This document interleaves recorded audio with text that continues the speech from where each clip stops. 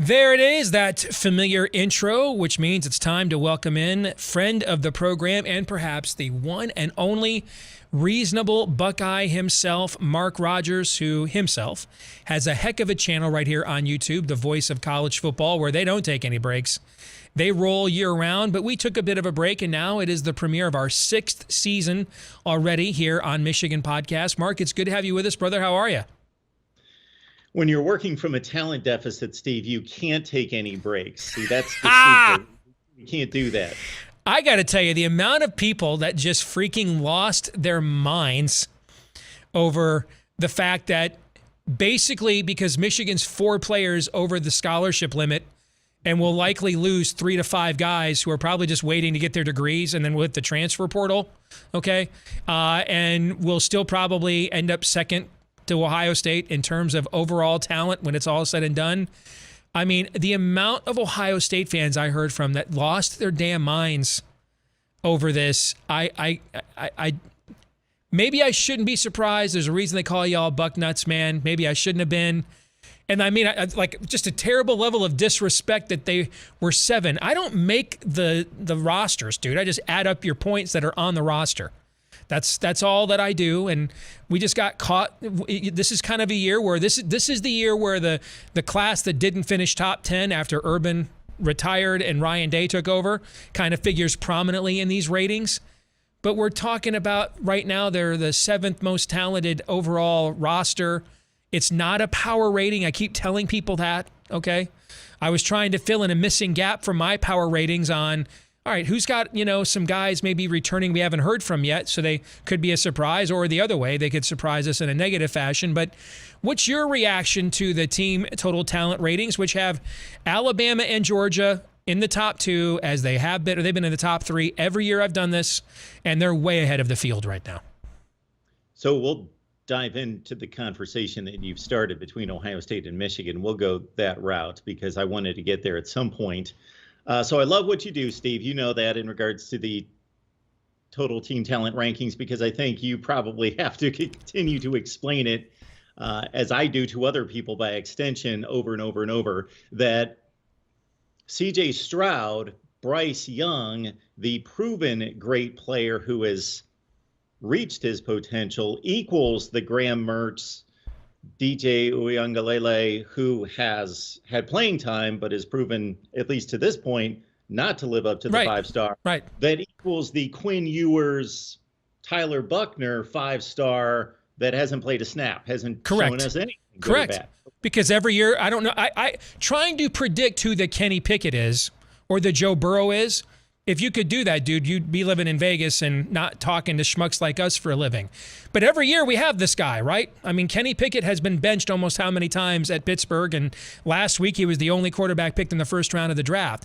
And so that's what I'm trying to figure out, is who has that. To me, that's the missing piece of a preseason power rating. Because and I should state this more often, my point in creating this metric was to win betting markets for season win totals, to get ahead of betting markets, to figure out, all right, whose margin of error maybe is a little smaller this year because their overall depth is a little bit down, and obviously less depth means less margin for error. And then whose margin for error might be a little bit higher because they've got more depth than they typically do, so they got more darts to throw at the board.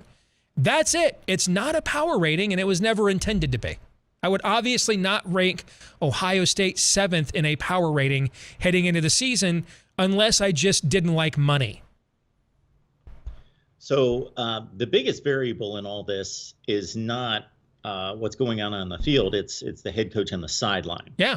I've kind of divided the head coaches into a number of categories because that obviously is the biggest impact on these individual teams. So you've got your legends, and Nick Saban's the guy. So whoever else you want to add to that is being proven and proven to be great. But of course, he's the guy. Then you got proven commodities who there could be a variable in terms of how we would rate them. James Franklin, there's all sorts of people that would rank him as a top 10 coach in the nation. Others think that he is underachieving greatly, but at least he's proven. We know that he's going to show up and do his thing, and he's been doing it for years. We've got guys that are proven, but now they're in a new locale. And obviously, there's some huge names there with Brian Kelly, Lincoln Riley, Mario Cristobal. How did they acclimate themselves and turn around, in USC's case, a horrible team performance last year? In Miami's case, a team that was on the cusp of being decent. You've got guys at new levels. So the first coach that I found in the top 25 list that you had there that's now trying to prove it on another level is, of course, Billy Napier at Florida, coming in from Louisiana. Then you just have Dan Lanning, who's just a new head coach, period, taking over the highest profile of the new head coaches situations with Dan Lanning. All right. Texas has both of those variables working against them. A head coach who's proven to be mediocre in his other stops, and a quarterback who... And a program that's pretty mediocre. It's averaged 7 wins a year for the last 10 years. Yeah. Yeah. How they don't have a drafted player twice now in 8 NFL drafts is just beyond... I think Texas has been in the top 10 of these team total talent ratings all 6 years I have done this, by the way. And the quarterback position is certainly the ceiling's high with Quinn Ewers, and even with Hudson Card. I don't know who's going to win that job. I assume Ewers is, but we don't know.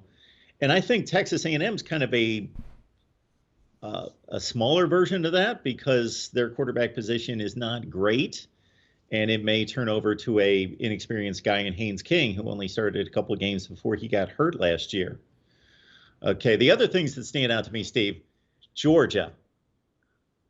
It's insane. I'm not. Yeah, it doesn't matter. Remember when like Danny Sheridan didn't matter back in the day. It didn't matter how many guys Miami lost to the NFL. Would just pick him to win the national championship every year, and you thought he was nuts. Well, we weren't following recruiting and stuff the way we are these days. Okay, and he just knew they were just loading up Miami-Dade County. It just didn't matter. It didn't matter if Jerome Brown was gone because here came Cortez Kennedy. It just didn't matter, right? That's where Georgia's at right now. They just put 8 guys off that defense in the last 2 drafts were picked in the first round. They've got 3 other guys for next year picked to be in the first round. That means that that entire defense they started last year was essentially first-round draft picks. When you look at this point total, it doesn't matter how many of those guys they lost. They've got so many darts to throw at the board. There's no way they just won't be great on defense again, so it doesn't matter. Now, there could be the argument, and I'm not making it, but I know that the argument's out there in terms of, again, not what your rankings are dealing with, but what is the performance going to be on the field without that experience and proven talent on the field. But yeah, I'm not arguing with it. I just think it's mind-numbing how much of a machine they've got going at Georgia to be able to lose 15 players to the NFL draft, 5 first-round defensive players, and still maintain the #1 most talented team in the nation. Okay, I'll get to the one issue I have with all of this. And it's apropos to our little segment here. Ohio State and Michigan. Okay, how is Michigan, having lost more, not necessarily more talent because of the great wide receivers lost at Ohio State and they lost a highly rated offensive tackle and so forth, but they lost a lot of talent that was needed and is needed. You know, Dax Hill, Hutchinson, Ajabo, Hassan Haskins may not translate to the next level, but at the collegiate level, I'm not so much concerned about that with Donovan Edwards and Blake Corum. But considering the addition from your 2021 rankings to 22 is the addition of the 22 recruiting class, and Ohio State was 4th and Michigan was 8th. And I believe I pointed out a few weeks ago that gap between 4 and 8 doesn't seem like much on the surface, but is the same as being between 8 and 23, that Ohio State gets eclipsed by Michigan in the rank. I just don't see it. And I was looking at Ohio State's 22 class, Steve. They've got 2 5-stars on the defensive side coming in, and 8 position players ranked in the top 25 of their class at their position on defense. Well, I'll tell you what makes up one difference between number 4 and number 8. Your 5-star quarterback transferring out of, or you're talking about 22, not 21. I'm sorry. So I thought you were talking about the Quinn Ewers class, but that's just one class. This is, remember, we're going back to the 19 class. That would impact it. What's that? You're right. You're right. That would have impacted. Yeah, It with I you. mean, that's essentially the difference between a number 4 and number 8 class most of the time, is the number 4 class has a 5-star quarterback and the number 8 class may not. Or the number 8 class is the number 8 class because it has a 5-star quarterback and the rest of it is just kind of so-so. Okay. But in the case of Ohio State, this is where its 2019 class is somewhat down, because that is after Urban Meyer stepped aside and Ryan Day took over. That's the only time I can think of, I could find, at least in the internet era, so we're going, to the beginning of Jim Tressel, basically, that Ohio State did not have a top 10 class this entire time. A consensus top 10 class was that year. Also, Michigan has retained a it's funny, last year was the year you guys thought we were just a team of 5th-year seniors. There is a crap ton of 5th and COVID year seniors on this year's Michigan team, actually. And that's the biggest difference. And then the other big difference is Michigan is 4 players over the scholarship limit. And so they're going to suffer some more attrition. And knowing the way Michigan does business, these are guys that want to get their degrees from a prestigious university. And after they get their degrees here, it'll be announced that they're not going to be retained, or they were agreed to move on. That's what will happen. Or they're done with football. That's what will happen with that, because there's still 4 scholarships. So even if those were only all 3-star players, that would be about 12 points off of Michigan's total, and that would put them about where they are most years under Harbaugh. Once you get into the year 3 and now your program's established and you have that consistency, most years they're anywhere in these ratings between about 295 and 310. And so you take away the 4 guys over the scholarship limit that Michigan is, and they'll pretty much be right where they normally are. And Ohio State will just be a few points down because its 2019 class wasn't as good as what it's accustomed to. And there's been some retention issues on the defensive side of the football. I think you would agree, and Michigan showed this last year, there is still some, maybe 1 or 2 less wide receivers and 1 or 2 more linebackers, maybe, on the defensive side. That the recruiting there the recruiting's been maybe a little one-sided from a dynamic playmaker standpoint. But again, we're just talking about a fraction of players. Yeah, the way we're going in college football, maybe we can add that element to it, trades between programs. In Ohio State.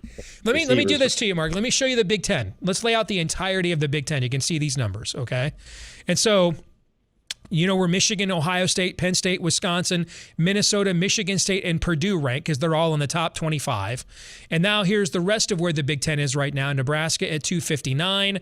Iowa and Maryland are tied next at 256.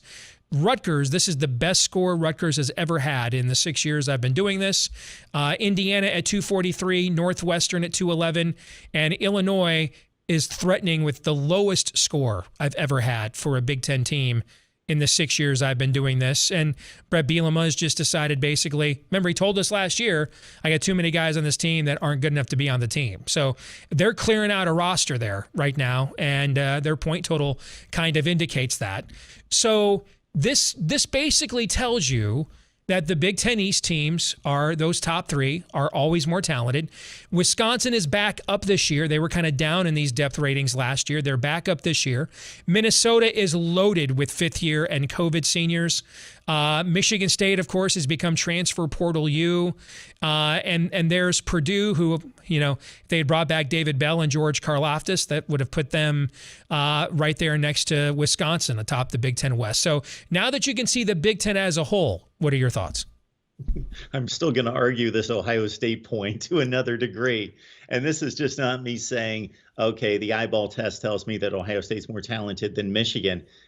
Just one more note on that 2019 class that was rated 14th in the nation, according to 247 Sports. It did have the 3rd best player rating. Right. Average player rating for Ohio State. But that would factor into a power rating.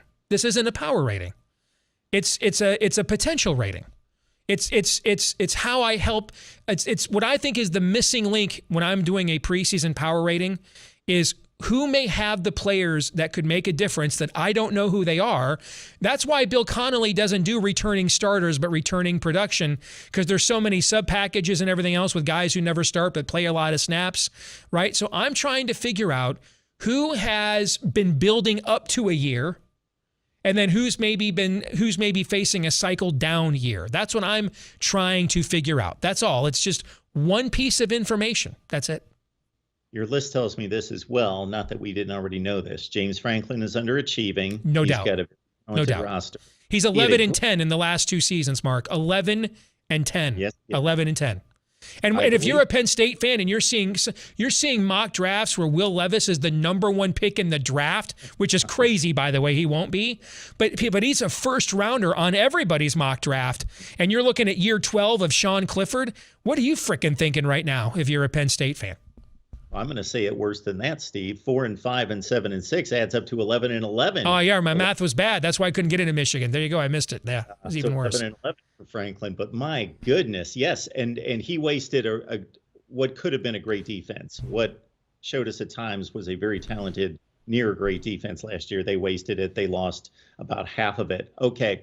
What it also tells me, if you go from Wisconsin at 278 down into that 250 range, I would have to know a little bit more about your talent rankings to know whether that's significant, but it doesn't appear to be. So it seems like it's not significant if you're healthy, right? Okay. Like if we stacked up Iowa's starting 22 with Purdue's, okay, you'd probably prefer Iowa's, right? The question comes into play is if Iowa has an injury-riddled season and Purdue does not, that's where that kind of stuff comes into play. Again, the point of this exercise is to measure margin of error. Is a team's margin for error expanding in a given cycle, or is it diminishing in a given cycle? That's what this is meant to measure. And then when it comes to Brett Bielema, his approach may be sound, but his execution in this first recruiting class was abysmal. Agreed. He just brought a bad recruiting class.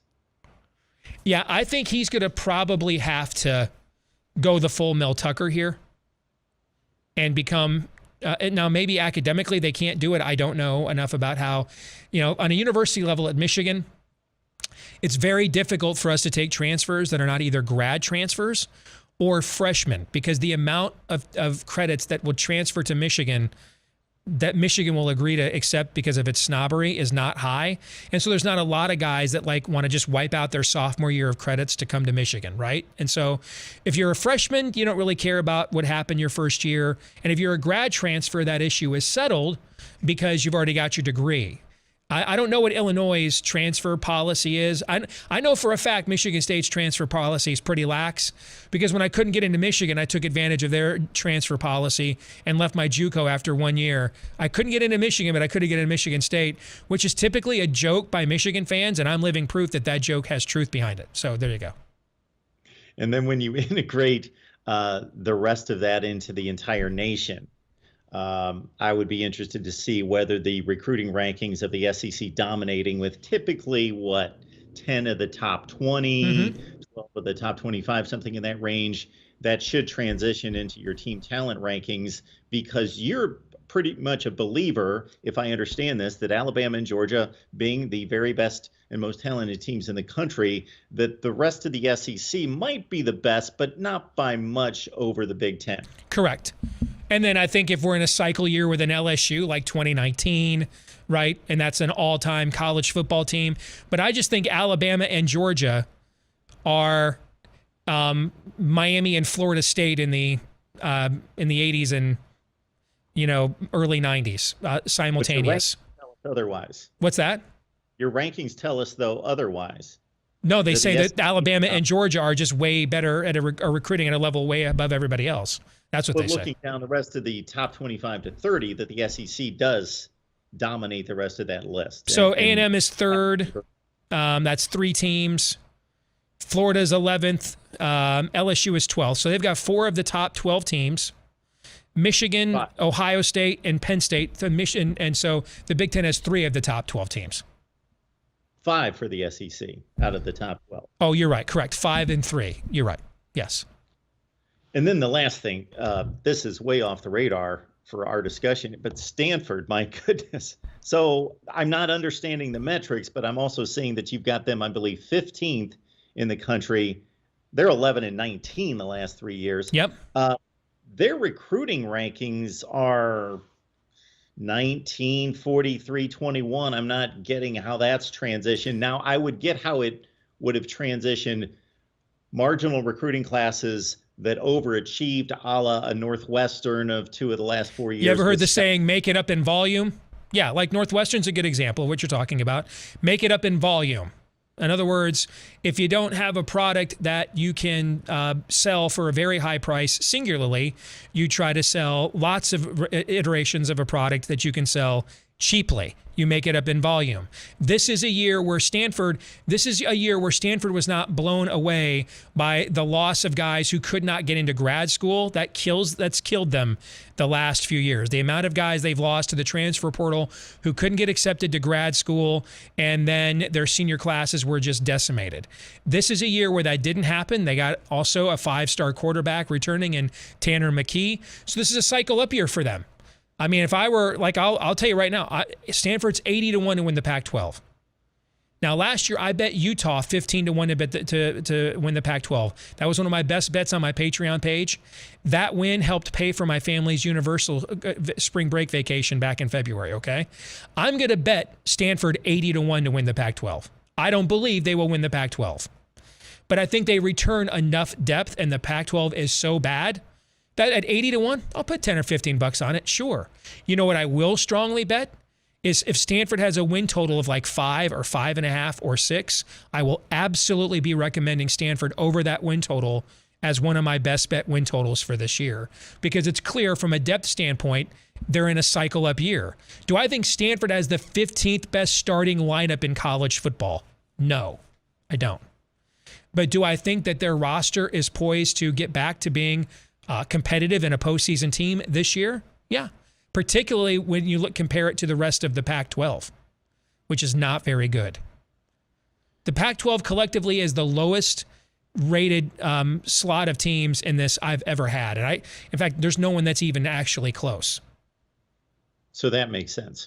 That makes sense. The whole thing makes sense. I love it. I've got certain disagreements, but in a sport and certainly a season, meaning the off season, where people just randomly spitball all sorts of rankings and ratings, I get way too much of that. Can't stand that. Mm-hmm. But when there are rankings and lists and ratings that come from metrics, that I love. And that's what this is. Well, I appreciate it, brother. Thank you very much. We love you too, man. We'll do it again soon. Thanks for joining us again this week on Michigan Podcast, Mark. Thanks, Steve. And I love the blue shirt. Make that a regular. It's Kentucky blue, by the way. Nice.